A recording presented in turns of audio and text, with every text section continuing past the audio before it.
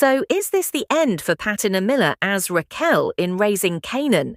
Apparently, that's what she told Deadline during her interview following season 4.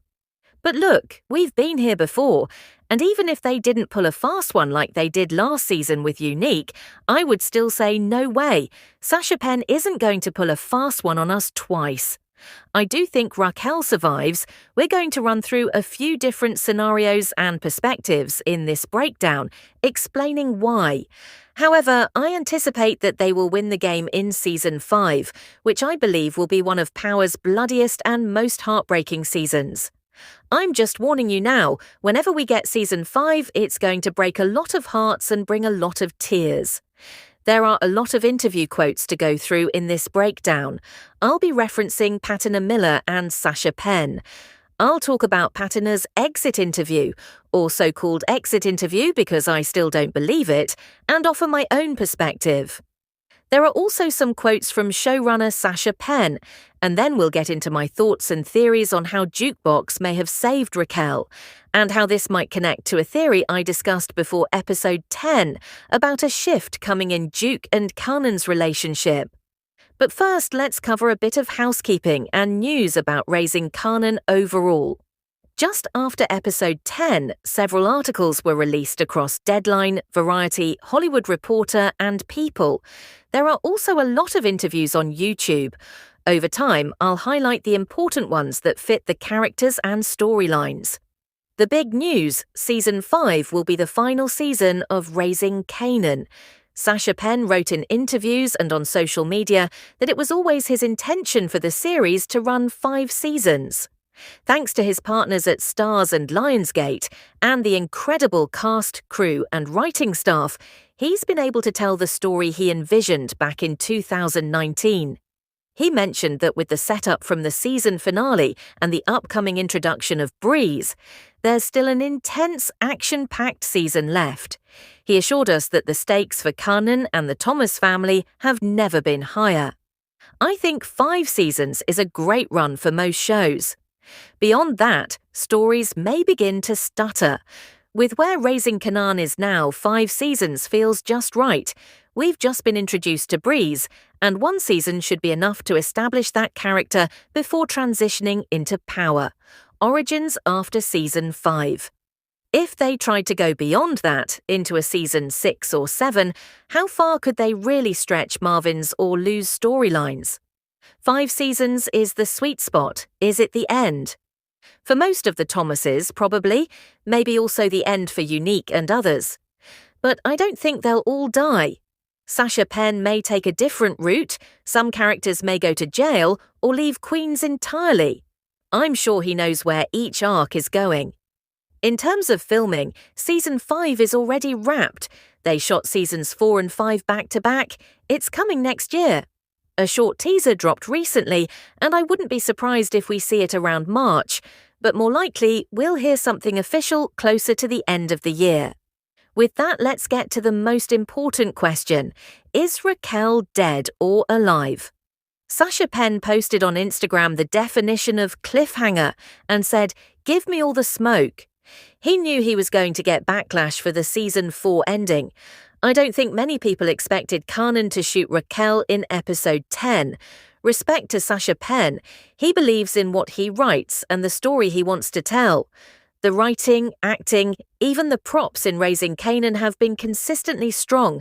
It's always been my favourite of the Power series. I've said before that this show will age like fine wine, and after the 5th season is over, I'm sure we'll all agree. Here's what Patina Miller said to Deadline in an article titled, Season 4 Finale Shocker Leading Actor Exit Series. I've loved playing Raquel. It's been the role of a lifetime. I've loved shaping her and telling her story from Season 1 to Season 4. Not many actors get that opportunity. It's been a luxury to be part of a long-running show. I've been fortunate and blessed to bring my skill and passion to this character, and I'm proud of the work we've done. This cast and crew made it one of my favourite shows I've ever worked on. Sasha Penn told The Hollywood Reporter. As far as the question, does Kanan kill Raquel? We all heard the gunshot, that's all I'll say. Whether Raquel is in the next season or not, her presence will be felt. She's left her mark on the characters and story. That's part of the fun of season 5, seeing Raquel's impact across everyone. He also told Variety, "We wanted Raquel's final scene to feel earned, not over the top. The dynamic between mother and son has been so compelling. We wanted it to end in a way that felt credible. People online say, Kanan's so stupid, but he's 17. Every teenager believes they are an expert.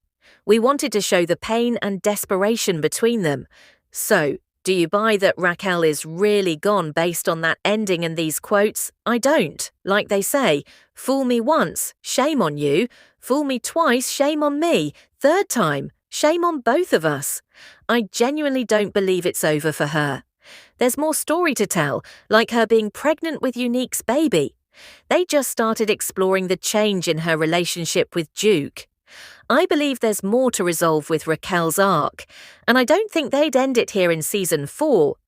I likened this scene to Monet in Power Book 2, Ghost, not comparing the shows, but noting how they've handled past characters' storylines.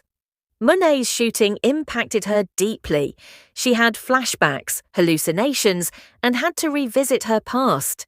Imagine if Raquel were shot and had to face a similar journey. She's a tough woman in a man's world. The episode title, Give Me the Weight, even had Lou mention how she carries the burden for the family. She's never been shot before. How would she be affected if it were her son's fault? There's so much potential for that storyline. Raquel in recovery, Kanan learning the truth, their relationship shifting. He was manipulated by snaps and pop, blamed her for everything, and might realize later he was wrong. Also, did Kanan get shot too? We knew Jukebox wasn't thinking clearly when we saw him frantically pick up the phone. Who did she call? Rock? Marvin? Lou? Did she come to Raquel's house and fire a warning shot to stop Kanan? Did she shoot Kanan herself, explaining the scar on his neck? It's all up in the air. They're building toward a fracture between Duke and Kanan. I'll go into that more detail next week. But as for saving Raquel, maybe Jukebox stepped in. Maybe someone else did. The screen went black and we heard a gunshot for a reason, to keep us talking until season 5.